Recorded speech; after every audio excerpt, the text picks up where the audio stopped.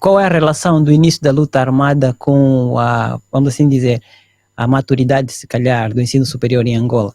Ok, era porque era como de forma a suavizar, porque naquela altura aqui dizia-se que a oportunidade, né, enquanto Estados angolanos autóctonos que não tinham oportunidade, e era preciso essa pressão que existia do ponto de vista internacional, com os movimentos de libertação a pressionarem, né, que é em grandes palcos internacionais, e era preciso também mostrar para o mundo que sim, não, eles têm a oportunidade, por isso é que o ensino superior agora já chegou em Angola. Então chega como uma maneira de suavizar essa rebelião, essas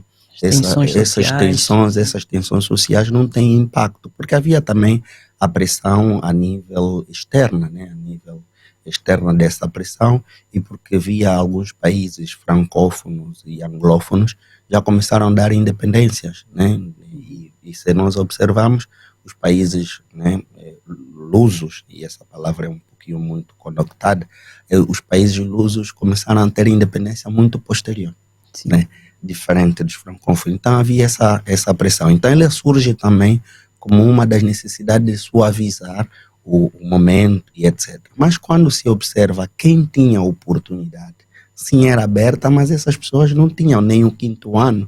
O quinto ano era que tinha naquela altura, são pessoas que faziam parte de uma determinada classe e uma oportunidade. Então, este era o momento. E aqui também nesse período houve uma tendência da massificação, que ela não chega só a Angola, mas vai ser já distribuindo algumas instituições. Então surge os chamados estudos universitários, que evoluiu para a Universidade de Luanda, e que depois, na fase 74, né, nos acordos, os primeiros acordos, que é dessa partilha, o acordo do Balfour, então surgiu essa repartição de 3 universidades que não chegaram a funcionar.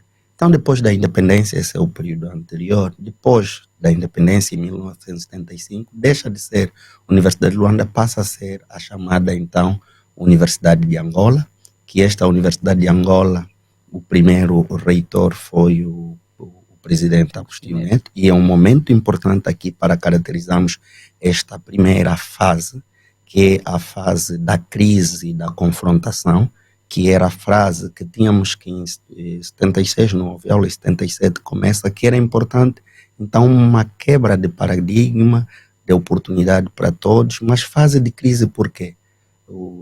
Toda aquela classe de gestores a nível das instituições, professores, tiveram que voltar nas suas origens, em Portugal. Então foi uma fase de crise, sim, que é a falta de muitos professores. E aí veio a ideia de estabelecer a cooperação com muitos países em função do modelo político, né, que nós tínhamos adotado, né, e então tínhamos relação com Cuba, os chamados eram até chamados professores cooperantes, né, sim, sim. Né, com aqueles países que faziam parte da então União da República Socialista, etc. Tivemos a participação de professores vietnamitas, os professores búlgaros, etc, etc. Então tivemos essa fase. E nessa altura também, aí não para justificar, o presidente da República era o reitor da universidade. Mas era uma forma também de assegurar essa própria universidade, né, em que o cabeça tinha da nação, tinha essa responsabilidade. E aqui é um primeiro indicador que a universidade já no contexto angolano tinha um papel preponderante, que os nossos líderes já percebiam que tinha um papel preponderante do desenvolvimento. Mas mesmo assim tivemos muita crise, e que depois tem uma outra fase, que é a fase... Doutor, desculpa, doutor, falar das crises, muitas crises dentro da universidade, certo? Crise da então universidade. Uma delas tem a ver com a falta de recursos humanos suficientes. Recursos humanos. Ok. Qual seria uma outra faceta dessa crise, além da falta de recursos humanos? Sim. Outra crise também, vamos dizer. Primeiro, outra crise é mesmo a questão da infraestrutura. Ok, sim. Não tinha infraestruturas em condições. Sim. E não só ter professores, mas também gestores, porque os gestores foram-se. E gerir uma universidade tem particularidades diferentes. Né? Não é um presidente da República gerir, ser gestor de uma. E depois tinha outro elemento também, a influência política e ideológica. Uhum. Mas esse foi um momento que, depois então da morte do primeiro presidente, então houve essa substituição. Por isso é que a década de 80 começa um período de expansão e desenvolvimento da Da universidade. universidade. E aí surgem os chamados polos e os núcleos.